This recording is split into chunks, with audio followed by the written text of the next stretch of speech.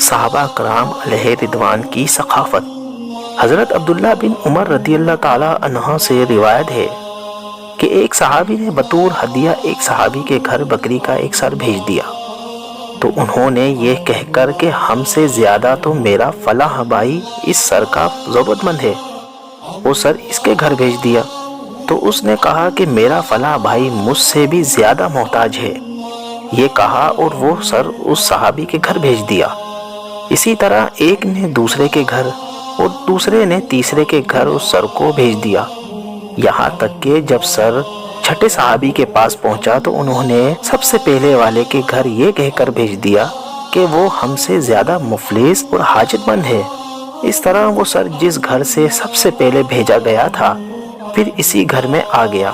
اس موقع پر سورہ حشر کی یہ آیت نازل ہوئی جس میں اللہ عز و جل نے صحابہ کرام کی ثقافت کا خطبہ ارشاد فرمایا ہے، جس کا ترجمہ یہ ہے، اور اپنی جانوں پر ان کو ترجیح دیتے ہیں اگرچہ انہیں شدید محتاجی ہو، اور جو اپنے نفس کے لالچ سے بچایا گیا تو وہی کامیاب ہے۔ یہ تو زمانے رسالت کا ایک حیرت انگیز واقعہ تھا۔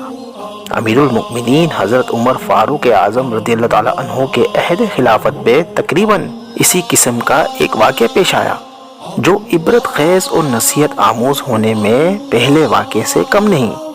چنانچہ منقول ہے کہ امیر المؤمنین حضرت عمر فاروق اعظم رضی اللہ تعالیٰ عنہ نے 400 دینار ایک تھیلی میں بند کر کے اپنے غلام کو حکم دیا کہ یہ تھیلی حضرت ابو عبیدہ بن الجرح کی خدمت میں پیش کر دو، اور پھر تم گھر میں اس وقت تک ٹھہرے رہو کہ تم دیکھ لو کہ وہ اس تھیلی کا کیا کرتے ہیں۔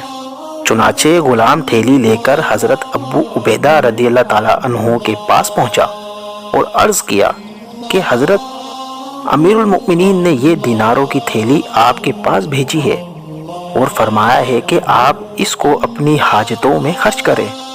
امیر المؤمنین کا پیغام سن کر آپ نے یہ دعا دی کہ اللہ تعالیٰ امیر المؤمنین کا بھلا کرے۔ پھر اپنی لونڈی سے فرمایا کہ اے خادمہ، یہ 7 دینار فلاں کو دے آؤ اور یہ 5 دینار فلاں کو دے آؤ۔ اسی طرح انہوں نے ایک ہی نشست میں تمام دیناروں کو حاجت مندوں میں تقسیم کرا دیا۔ صرف 2 دینار ان کے سامنے رہ گئے تھے، تو انہوں نے فرمایا کہ اے لونڈی، یہ 2 دینار بھی فلاں ضرورت مند کو دے دو۔ یہ ماجرا دیکھ کر غلام امیر المؤمنین کے پاس واپس آ گیا تو امیر المؤمنین نے 400 دینار کی دوسری تھیلی حضرت معاذ بن جبل رضی اللہ تعالیٰ عنہ کے پاس بھیجی اور غلام سے فرمایا کہ تم اس وقت تک ان کے گھر میں بیٹھے رہنا اور دیکھتے رہنا کہ وہ اس تھیلی کے ساتھ کیا معاملہ کرتے ہیں۔ چنانچہ غلام حضرت معاذ بن جبل رضی اللہ تعالیٰ عنہ کے پاس تھیلی لے کر پہنچا تو حضرت معاذ بن جبل رضی اللہ تعالیٰ عنہ نے امیر المؤمنین کا تحفہ اور پیغام پانے کے بعد یہ کہا کہ اللہ تعالیٰ امیر المؤمنین پر اپنی رحمت نازل فرمائے اور ان کو نیک بدلہ دے۔ پھر فوراً ہی اپنی لونڈی کو حکم دیا کہ فلاں فلاں صحابہ کے گھروں میں اتنی اتنی رقم پہنچا دو۔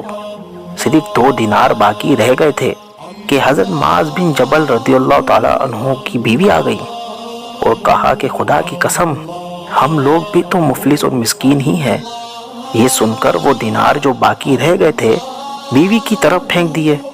یہ منظر دیکھ کر غلام امیر المؤمنین کی خدمت میں حاضر ہو گیا اور سارا چشمدید ماجرا سنانے لگا۔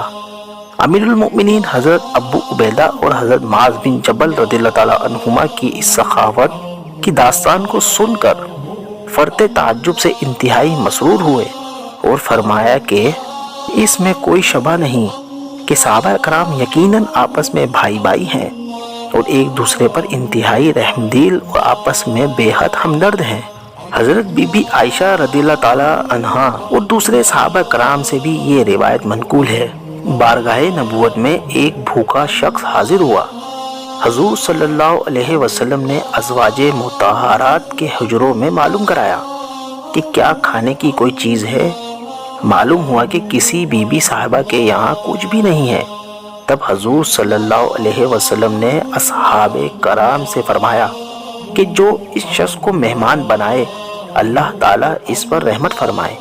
حضرت ابو طلحہ انصاری کھڑے ہو گئے اور حضور صلی اللہ علیہ وسلم سے اجازت لے کر مہمان کو اپنے گھر لے گئے۔ گھر جا کر بیوی سے دریافت کیا کہ گھر میں کچھ کھانا ہے؟ انہوں نے کہا کہ صرف بچوں کے لیے تھوڑا سا کھانا ہے۔ حضرت ابو طلحہ رضی اللہ تعالیٰ عنہ نے فرمایا کہ بچوں کو بہلا پسلا کر سلا دو، اور جب مہمان کھانے بیٹھے تو چراغ درست کرنے کے لیے اٹھو اور چراغ کو بجھا دو تاکہ مہمان اچھی طرح کھا لے۔ یہ تجویز اس لیے کی کہ مہمان یہ نہ جان سکے کہ اہل خانہ اس کے ساتھ نہیں کھا رہے ہیں، کیونکہ اس کو یہ معلوم ہو جائے گا تو وہ اصرار کرے گا اور کھانا تھوڑا ہے اس لیے مہمان بھوکا رہ جائے گا۔ اس طرح حضرت ابو طلحہ رضی اللہ تعالیٰ عنہ نے مہمان کو کھانا کھلا دیا اور خود اہل خانہ بھوکے سوئے۔ جب صبح ہوئی تو حضور صلی اللہ علیہ وآلہ وسلم کی خدمت میں حاضر ہوئے تو حضور علیہ السلام نے حضرت ابو طلحہ رضی اللہ تعالیٰ عنہ کو دیکھ کر فرمایا کہ رات فلاں فلاں کے گھر میں عجیب معاملہ پیش آیا ہے، اللہ تعالیٰ ان لوگوں سے بہت راضی ہے۔ اور سورۃ الحشر کی یہ آیت نازل ہوئی۔ یہ آیت مبارکہ اور اس کی شان نزول کے حیرت ناک واقعات ہم مسلمانوں کے لیے کس قدر عبرت خیز و نصیحت آموز ہے، اس کو لکھنے کی کوئی ضرورت نہیں۔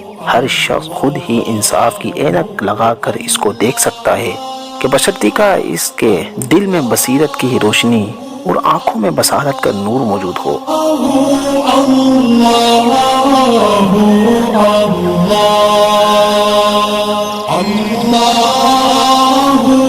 اللہ